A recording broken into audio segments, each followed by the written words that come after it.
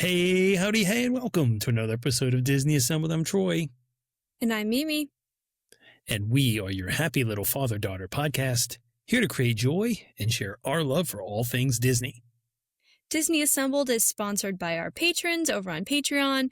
If you would like to join them, check out patreon.com/Disney Assembled. Yeah, would appreciate your consideration for that. Membership starts at only $2 a month, and with that, you get access to all the patron content that we share over there. Mimi, it is October 20th, 2025. We are recording episode 288. The march to 300 continues. I know we don't have a long time to record tonight because we're sort of on a tight schedule, but anything real quick that you would like to share with our listeners before we jump into this week's episode? Yeah, just real quick. Texas football had a abysmal showing against Kentucky last weekend, and that was a little bit upsetting. But Halloween is coming up, and the Halloween weekend is always a lot of fun. I'm going as Robin from like the DCU, and then my other costume is the Glinda the Good for like a group costume. And just trudging along, like waiting for the semester to be over and to move out and do the Disney College program in the spring. Fantastic. Sounds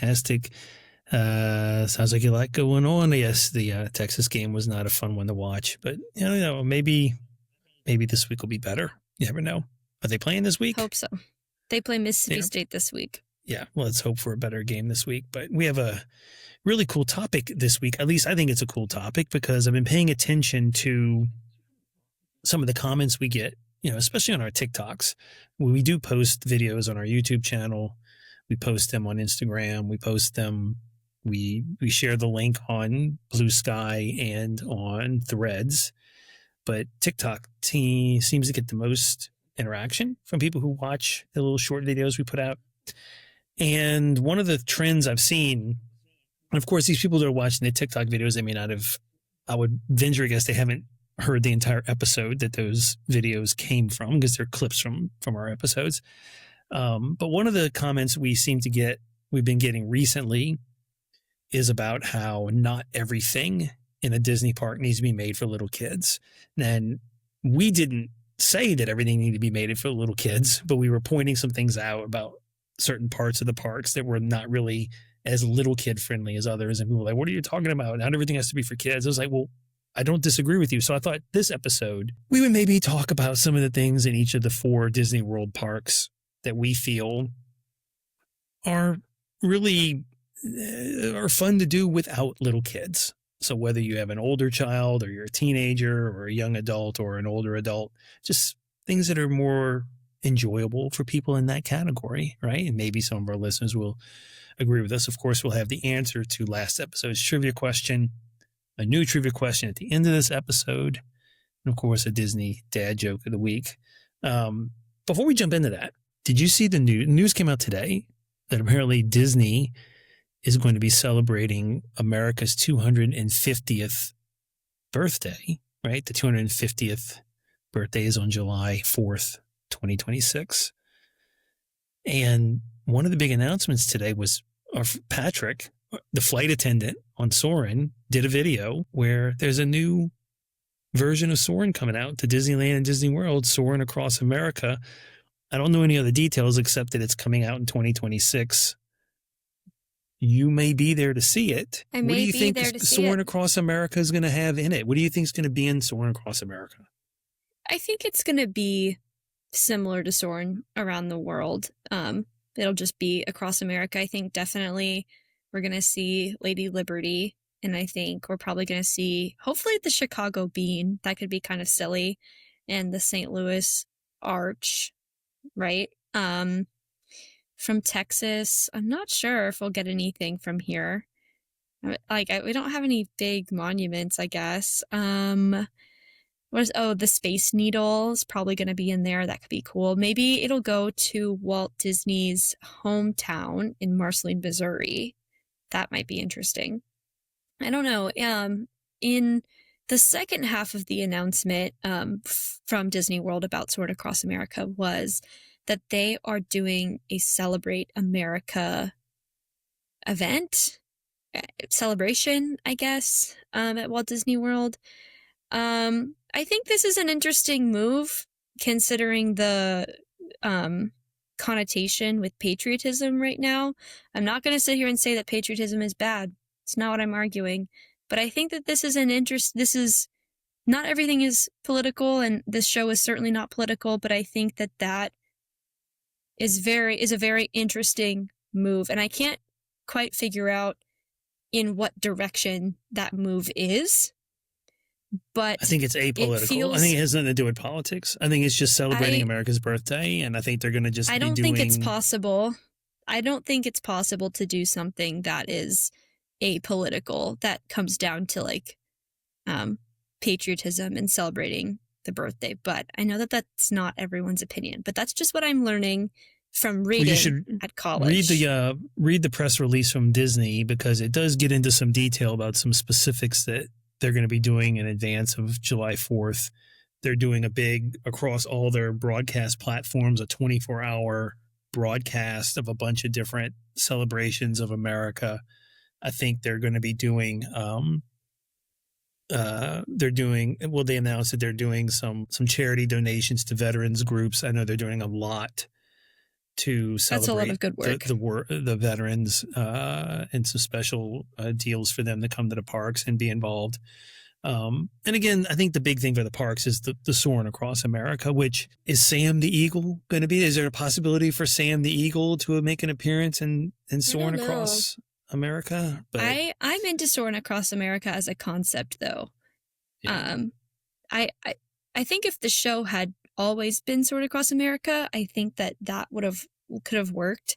But obviously Soarin' Around the World fits better in the context of Epcot, and Soarin' Over California fits better in the context of California. So where do you fit it in? But yeah, I'm curious to know like what landmarks end up going in there, and if they're going to are they going to put Mount Rushmore, or I bet one of the scenes is going to be you being like blasted out of Old Faithful at Yellowstone. Like, I bet that's the Grand Canyon. You're going to get splashed. Maybe the Grand Canyon. I've been there. I went there this summer. The Hollywood sign. Golden Gate Bridge. There are some good ones. So I'm excited to know what makes the cut and what doesn't. Well, our listeners, I'm sure you'll tell them at the end of the show, they can get in touch with us so they can tell us what they think is going to be appearing in Soarin' Across America. I would say, yes, the Statue of Liberty is probably going to be a part of that. There. Yeah. So I am looking forward to it, actually. I think it's great. Look, Disney is going to celebrate the qualities and values of whatever, the innovation, the drive forward, the spirit of adventure. These are the sort of the parts of the mythology of the American story that I think Disney will lean into more than anything that is remotely politically controversial, because that would just be dumb to do. But so there we go. I mean, a new Soarin' ride coming to Disneyland and Disney World in 2026. Like I said, if you haven't seen the video, go on one of the Disney social medias and look at Patrick. You know, if you've ever rode Soarin' before, the flight attendant, it's the same guy, Patrick Warburton. He's much older. He's significantly older, but he does his routine. If you haven't seen the announcement, you really should, because there's a little, a funny little. If I get to be a Soarin' cast member, he'll be my co-worker. That could be cool. But there you go. Well, let's jump in. We need to jump into the pre-show stuff. Yeah, because we have a limited time. So why don't you? Yeah, why don't you pull up last week's trivia question? Yes. So last week's question was, in Coco, Miguel believes he is the great-great-grandson of Ernesto de la Cruz because of what item seen in his grandmother's photo? And the answer is a guitar. So the white guitar that Miguel plays was stolen from his real great-grandfather and by Ernesto de la Cruz. And then, that's the whole plot of the film. That's the twist. So yeah, if you got that, congratulations. You're one of the smartest people we know. There you go. Congratulations if you got that correct. That one wasn't too difficult. Some of these are a little difficult. That one wasn't too difficult. If you've seen Coco, it's pretty obvious what the answer to that is. What else is obvious is that we have to have a Disney dad joke of the week. So, Mimi, are you ready for this episode's Disney dad joke of the week? I am. All right, ladies and gentlemen, and Disney fans of all sorts, it is time for this week's Disney dad joke of the week. Mimi, do you know that one time when I was at Animal Kingdom, I saw a guest that had just come from Epcot? They'd been to the France Pavilion. They got a baguette, a baguette, right? They brought the baguette to the Animal Kingdom, and they dropped it into the gorilla enclosure. I saw that happen one time. Yeah, it was bred in captivity. Get it? Oh my gosh. Bred in captivity. Yeah, that's funny. Not really, but that's So this week's Disney dad joke of the week. I'm going to delete that one from the phone to never accidentally say that one again. If you have a dad joke of the Disney variety you'd like us to consider using on the show, if it's family friendly, we'd love to consider your dad joke. Send it to us at disneyassembled@gmail.com. All right. We've done a number of episodes where we've talked about the parks, and we've talked about different aspects of the parks. And some of the feedback from some of the TikTok videos, some of the short videos we've put out there, is that not everything has to be for parks, right? Everything for kids. Not everything has to be for kids, right? And I believe Walt said at one point that Disney was both for the young and the young at heart, right? So maybe this episode we talk about things in each of the 4 parks that you feel speak more to the young at heart crowd as opposed to the young crowd, right? To the young at heart crowd. Is there a particular park that you'd like to start in and maybe mention a couple of things you feel speaks to the young at heart? I mean, not particularly, but I want to add a note on this because this is a super highly debated topic, I think, in the Disney fandom about, parks are for kids, parks aren't for kids. And there was that whole millennial, no kid situation. Tricks are for kids. The parks may not be. I think you are more than entitled to enjoy the parks as an adult. And there are things that are catered to you. But the expectation when I go to a theme park developed and funded and run by a children's entertainment company centered around stories that are written for children, the expectation is not that stuff is catered for me. The expectation is that stuff is catered for children. And that's not to say that everything has to be for kids. That's not what I'm arguing. Not everything does have to be for kids, and that's okay. And that's how you keep people coming back, right? Not everything is for toddlers. And then not everything is for young kids. And then not everything is for middle-aged kids. And then not everything is for teenagers. And not everything's for adults, right? Like that's how you keep people coming back, by having a slow progression of intensity or age appropriateness to your attractions. But when we're talking about creating an immersive land based around Star Wars, I would expect at least one thing in it to be catered slightly to little children, because it is a theme park run by a children's entertainment company. Okay? I don't mean to sound passive, but the young at heart crowd is equally as important. The young at heart crowd is very important, and I'm not going to say exactly what I believe Walt said one time. It's something along the lines of, you have to build something in the parks that is fun for the whole family, for the adults too, because the adults are the ones with the money. The children aren't buying their tickets. The children aren't buying, flights and resort rooms. It's the parents. So if it's not fun for both the young at heart and the young, people aren't going to pay their money to go do it, right? At a certain point, it's going to be like, the child doesn't know what's going on. They're not paying for it. We're not doing this, right?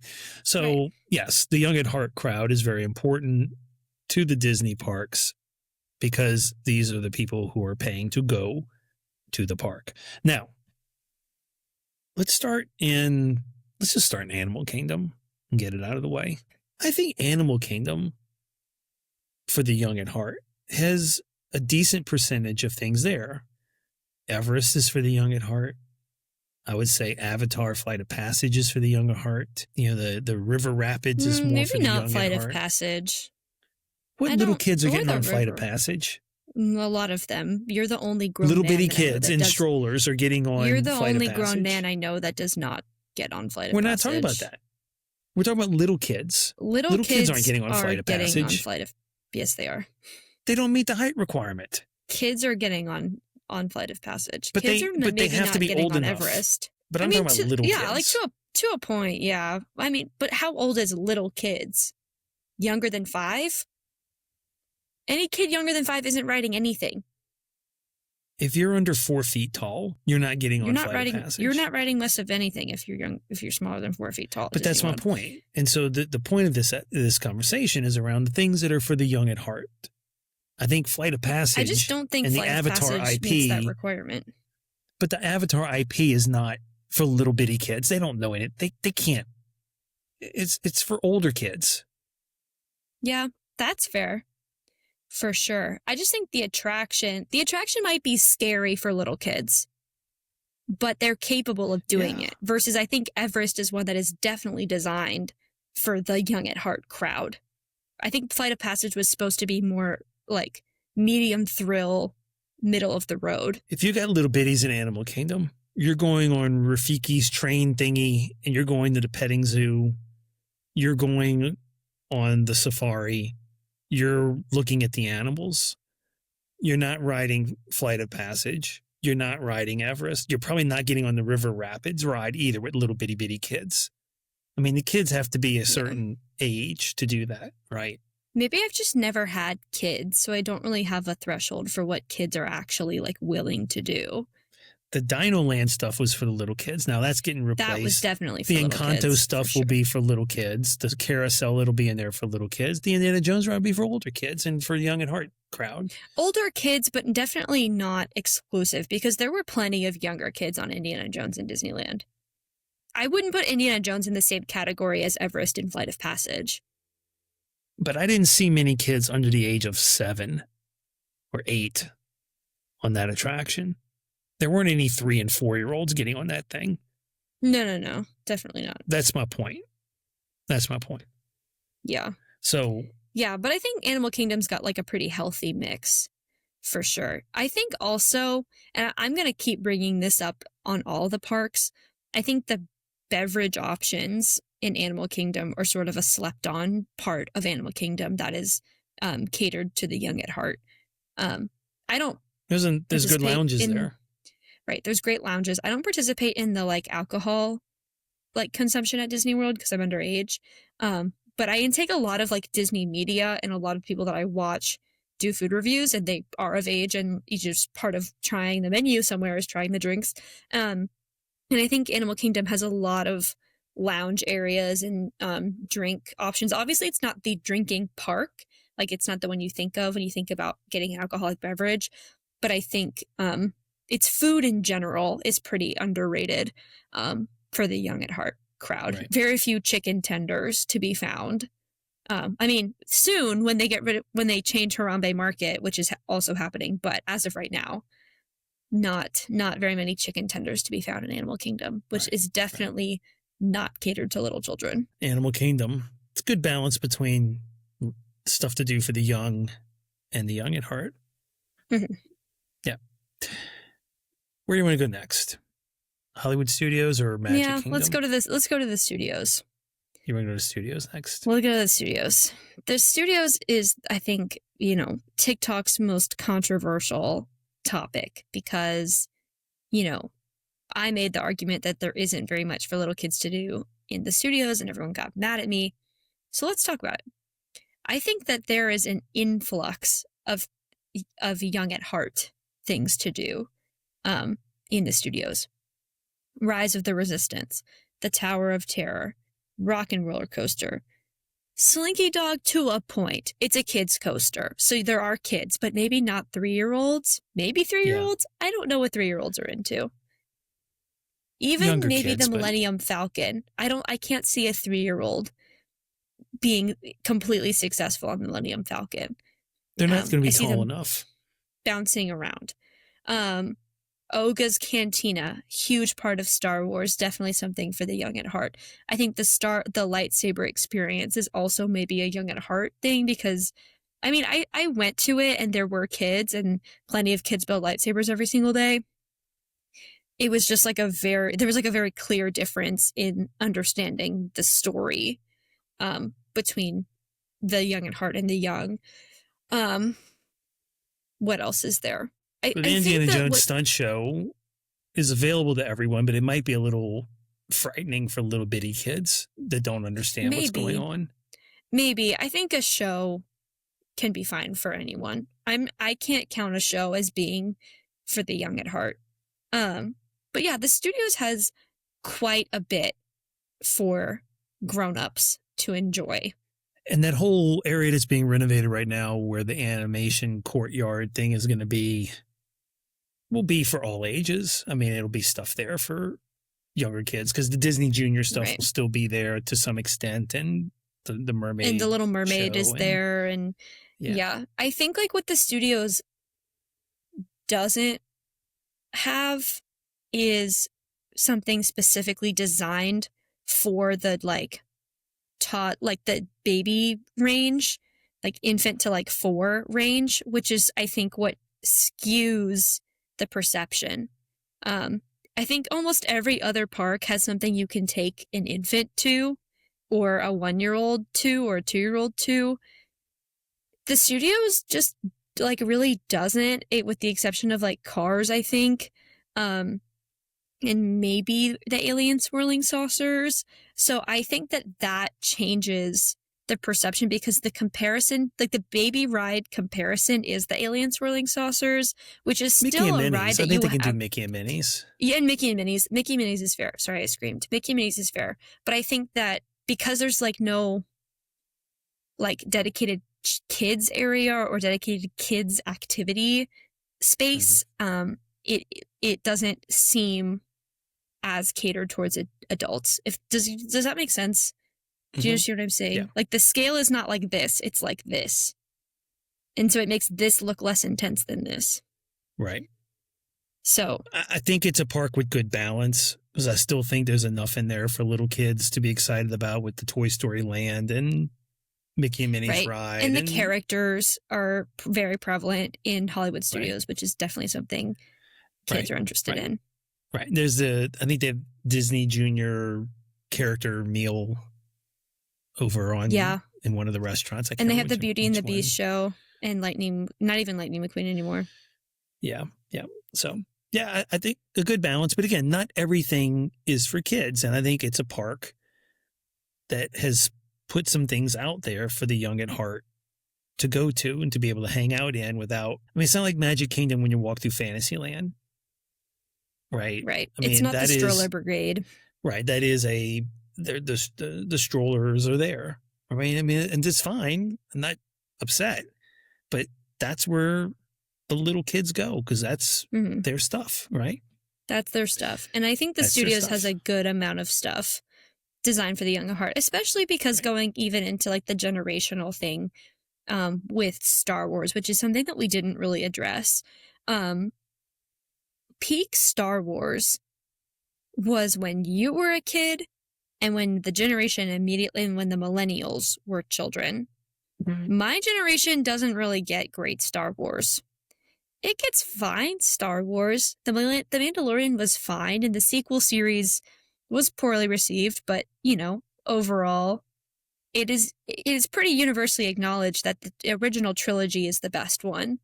And to that point, if you're designing an area around a franchise and you've chosen to lean into this franchise, of which the audience makeup is older, you would have to cater those attractions to that audience makeup. It's basic advertising research, right? Like this is very simple stuff that I'm learning like in my program here. It's just, you know, kids do enjoy Star Wars and there is a lot of Star Wars content for my generation being created in my generation, but the people who love Star Wars fall really heavily in your generation and the generation immediately above me. And those are just not, they're just not kids anymore. And you're going to expect higher intensity attractions. And that's what you have as a result. So I actually think it's pretty genius. But yeah, the studio's pretty balanced overall. I'm keeping track of our time because I know you're on a limited schedule tonight with your I am, availability. unfortunately. Let's jump over to Epcot. Leave the Magic This Kingdom is for the easy hit. last. Yeah. There are things little kids can do in Epcot, but it's always struggled to be a park for the young crowd. It was more of the young at heart crowd. It was very sort of edutainment focused. But then again, there's Figment, there's Journey of Imagination, there's, Nemo. Under the Sea with Nemo, Moana. Right? The Frozen. Moana walkthrough, the Frozen ride. But Even most Remy. of it is a little bit more for the young at heart. Even the Remy ride. I mean, it's a 3D ride and it kind of whips you around a little bit. The little tiny kids, they are changing it to 2D right away. We didn't talk about that in this show, but big announcement. Remy's going under refurbishment. They're getting rid of the 3D, which is actually a very good idea. The 2D is going to be much better, much more accessible to people with vision problems and so forth. And for little kids, keeping those 3D glasses on were really hard. I mean, the glasses were too big. Anything with a 3D glasses is not accessible for a small child. But I think Epcot, I mean, come on. It's the grown-up park. It's the party park. It's got the festivals. And I mean, yeah, there's some things there to do with little kids. But for the most part, the attractions are geared more towards an older crowd. Right. Like Test Track, Guardians, Mission those Space, are obviously like Mission Space. Those are some pretty intense attractions. Soarin' can be pretty perilous for little kids. I actually think attractions wise, it has a decent balance, but the attraction of Epcot is not the same as the attraction of the Magic Kingdom. The attraction of Magic Kingdom is the rides. The attraction to Hollywood Studios is the lands. And the attraction to Animal Kingdom is who even knows. But the reason that people go to Epcot is to drink and eat. That's the main thing. Drinking around the world and eating around the world has become a huge integral part of its brand as a park and its memory, I guess, as a park. And I'm not going to say that like everyone thinks of it that way because it's certainly not the first thing that I think of when I think about Epcot. But if you're looking at it from the standpoint of the young at heart, you're not thinking about Nemo. You're thinking about drinking around the world. Possibly, if you're into that thing. But I think Epcot eating around the world. Epcot is a full day park for the young at heart. Little kids would struggle to find an interest in Epcot all day. I think so, for sure. Yeah. And there aren't as many like meet and greet attractions either, which I think really solidifies that. So, yeah.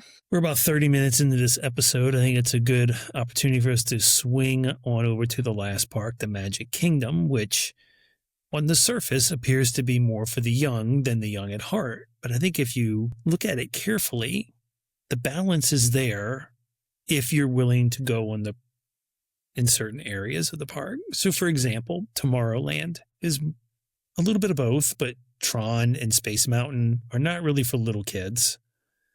Astro Orbiter, not really for little bitty kids, but I guess you could technically bring a little bitty kid on that. People Movers for everyone. Carousel of Progress is for everyone. I mean, the Speedway, Buzz.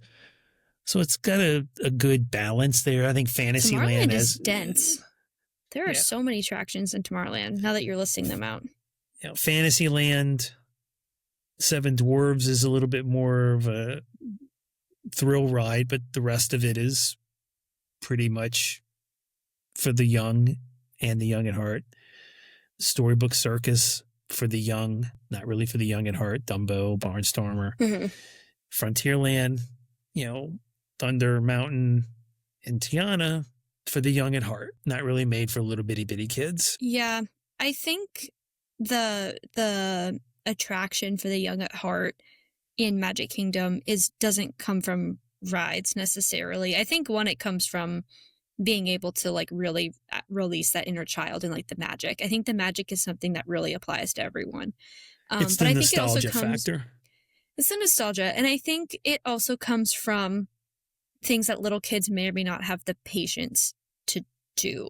Like, I think oftentimes parents are very quick to just sit their kids down and wait for the fireworks for 2 hours, and they hate it.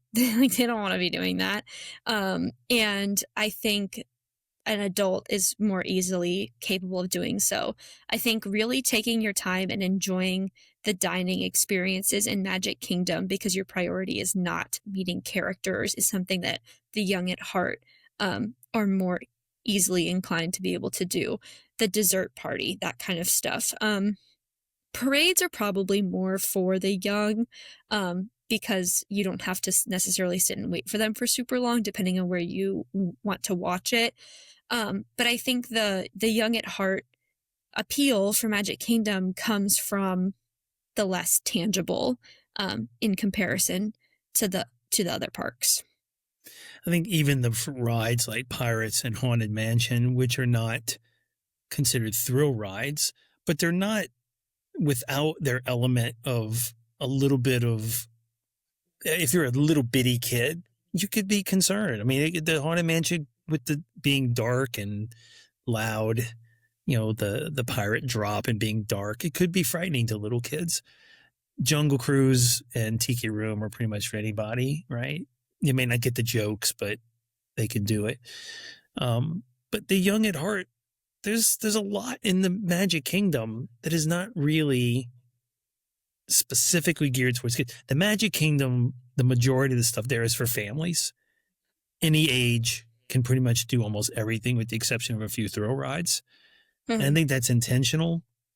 Mm-hmm. But of course, Fantasyland with all the classic the IPs, dark rides and the Dumbos that is the whole Storybook really, Circus is for kids. Right. It's not really there for the young at heart, but it is because it's nostalgic, right? But I will ride Peter Pan, not because I'm a little kid, but because it's nostalgic and I want to ride it. Right. But I think that it's okay that Magic Kingdom leans very heavily young because Epcot leans very heavily young at heart. And then Animal Kingdom and Hollywood Studios have obviously been very carefully curated to be sort of equally enjoyable by both parties. Something that you can grow into and even regress out into, right? Like sort of humbling yourself and enjoying Toy Story Land for what it is, right?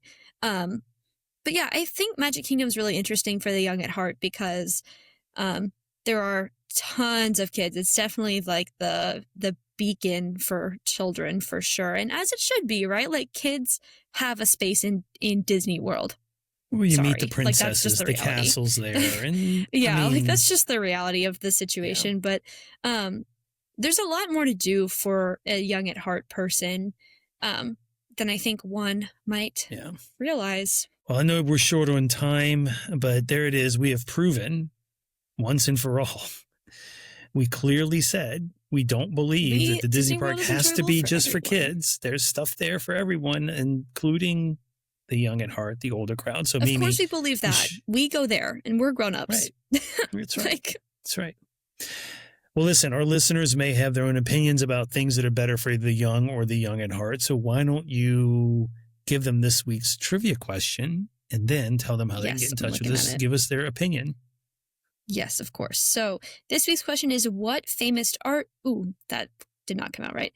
What famous artist did Miguel meet in the Land of the Dead in Coco?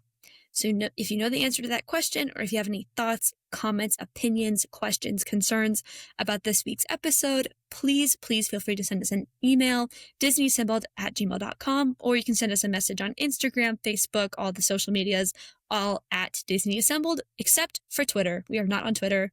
Do not tweet at us. We will not respond. We are, but we're not checking it. We're not checking it. We're not checking it. Yeah. But yeah, if you guys want to support the show further, the link to our TeePublic, our Patreon, our Buy Us a Dole Whip, and all that other awesome stuff is on the website, disneyassembled.com. Make sure to go check it out. Yeah, we have a YouTube channel as well, Disney Assembled on the YouTubes. We put out stuff almost every day, Monday through Friday, whether it's a short. One thing I've started doing is taking longer clips of these episodes, like 3 to 5 minute long clips. And I've started uploading onto our YouTube channel what I'm calling micro pods. So it's a 5-minute conversation from our episodes. We call them micropods. I've put a few of them on our YouTube channel. So if you're interested in, you don't have time maybe to listen to the whole episode, or maybe you want to re-listen to a portion of it and you don't want to listen to it on your podcast player, just go to our YouTube channel, look for the micropod. You might be able to find a segment there as well. But yeah, look for us there. We'd appreciate your subscription to our YouTube channel. And of course, the best thing you can do if you want to help us create that joy, which is what we are here to do, is tell your friends about the show, share it with your colleagues and your peers. And of course, if you're able and willing to do a rating and review, we'd appreciate a 5-star rating and a nice review on Apple Podcast and Spotify, which is where most of our listeners come from. All right. Mimi, short episode, but a good episode. It was small but mighty. Did a good job this week. Yes. High five? Yes, it is. High five. Very good. There it is. All right. Ladies, gentlemen, Disney fans of all sorts, we hope that this episode brought a smile to your face. We hope it brought some joy to your day and that very special sprinkle of pixie dust to your week. Thank you so much again for listening. And until next time, see you real soon.